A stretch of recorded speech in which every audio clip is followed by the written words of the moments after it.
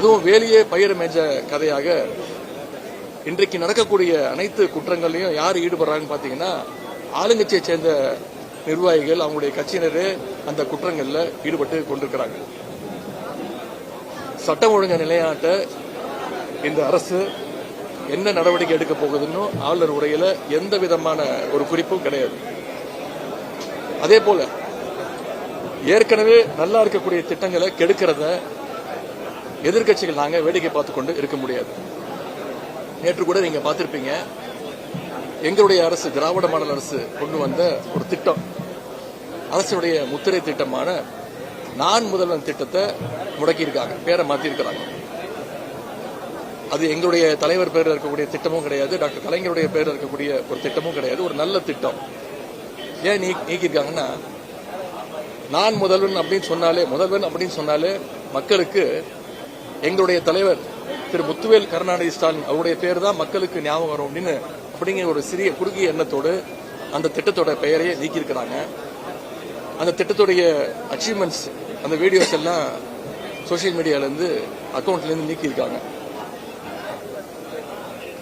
தமிழ்நாட்டில் இன்னைக்கு ஒவ்வொரு நாளும் பல்வேறு பிரச்சனைகள். ஆனா எத்தனை பிரச்சனை நடந்துட்டு இருந்தாலும் இன்னைக்கு முதலமைச்சர் கோட் சூட் போட்டிருக்கிறாரு, இன்னைக்கு முதலமைச்சர் வேட்டி சட்டை கட்டியிருக்கிறாரு, இன்னைக்கு முதலமைச்சர் டிஃபன் பாக்ஸ்ல லஞ்ச் எடுத்து வந்து சாப்பிடுறாரு, கோட்டையிலே சாப்பிடுறாரு, அவர் வாயில அவரே வச்சு சாப்பிடுறாரு அப்படின்னு அவங்க கட்சியுடைய வர்ச்சுவல் அபியூசர்ஸ் எல்லாம் இப்படிப்பட்ட கண்டென்ட் எல்லாம் ட்ரோல் பண்ணிட்டு இருக்கிறாங்க, ட்ரெண்ட் பண்ணிட்டு இருக்கிறாங்க.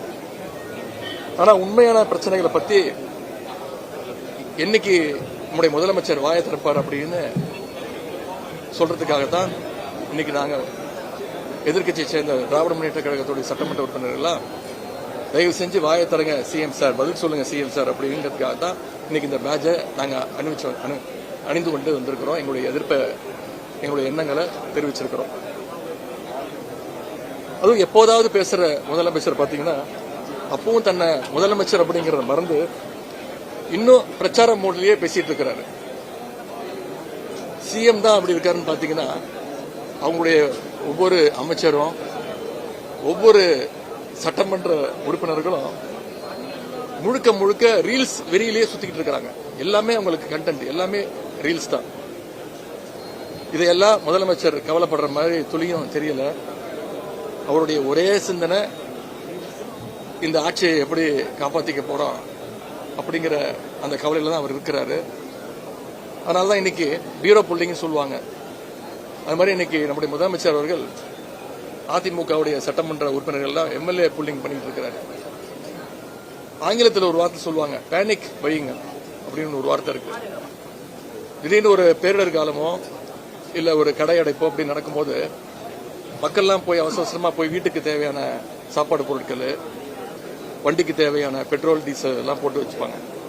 அது பேர் பேனிக் பையிங், ஒரு ஆர்டிபிஷியல் டிமாண்ட் கிரியேட் பண்றது. அது மாதிரி இன்னைக்கு நம்முடைய முதலமைச்சர் அவர்கள் அண்ணா திராவிட முன்னேற்ற கழகத்தை சேர்ந்த சட்டமன்ற உறுப்பினர்கள் போய் ஆட்சி அமைஞ்ச நாள்ல இருந்து இன்னைக்கு வரைக்கும் ஒவ்வொரு நாளும் ஒவ்வொரு சட்டமன்ற உறுப்பினர்களா போய் தன்னுடைய ஆட்சியை காப்பாற்றிக்க பேனிக் பையிங் பண்ணிட்டு இருக்கிறாரு.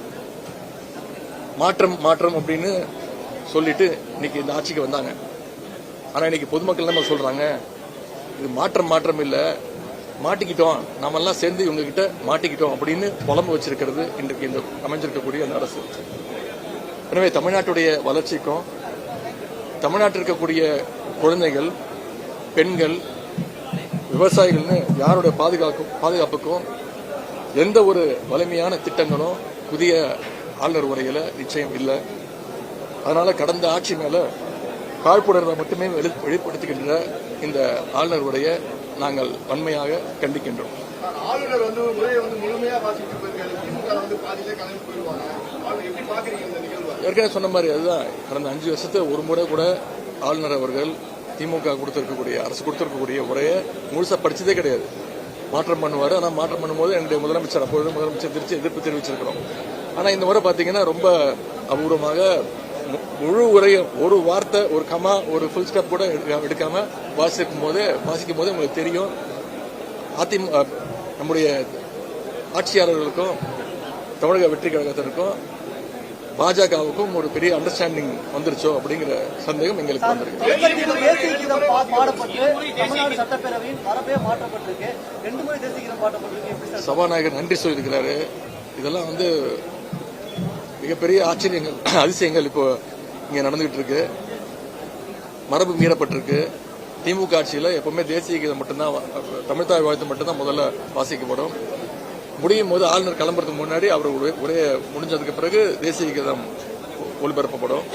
ஆனா இந்த முறை 2 வாட்டி தேசிய கீதத்தை ஒளிபரப்பியிருக்காங்கன்னா, மீண்டும் சொல்றேன், இது பாஜகவும் இப்ப இருக்கக்கூடிய ஆட்சியாளர்களும் ஒரு அண்டர்ஸ்டாண்டிங் வந்திருக்காங்க.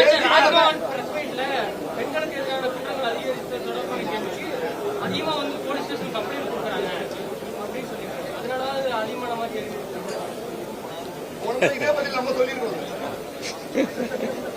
அப்புறம் எதுக்கு புதுசா ஒரு படையெல்லாம் அமைச்சாங்க? இந்த சிங்கப்பெண் படைன்னு ஒன்று சொன்னாங்க, அதை தேதி தள்ளி வச்சாங்க. சரி, என்ன இருந்தாலும் இப்போ நீங்க தொலைக்காட்சிகள் மூலமா நீங்க ஒவ்வொரு நாள் நீங்களே செய்தி ஒளிபரப்பிட்டு இருக்கீங்க. இந்த ஆட்சியில மக்களுக்கு, குறிப்பா பெண்களுக்கு, குழந்தைகளுக்கு பாதுகாப்பு இல்லை. அதை இந்த அரசு உறுதி செய்யணும் அப்படின்னு திராவிட முன்னேற்ற கழகத்தின் சார்பாக நான் கேட்டுக்கொள்கிறேன். சாதிவாரி கணக்கெடுப்பு நன்றி.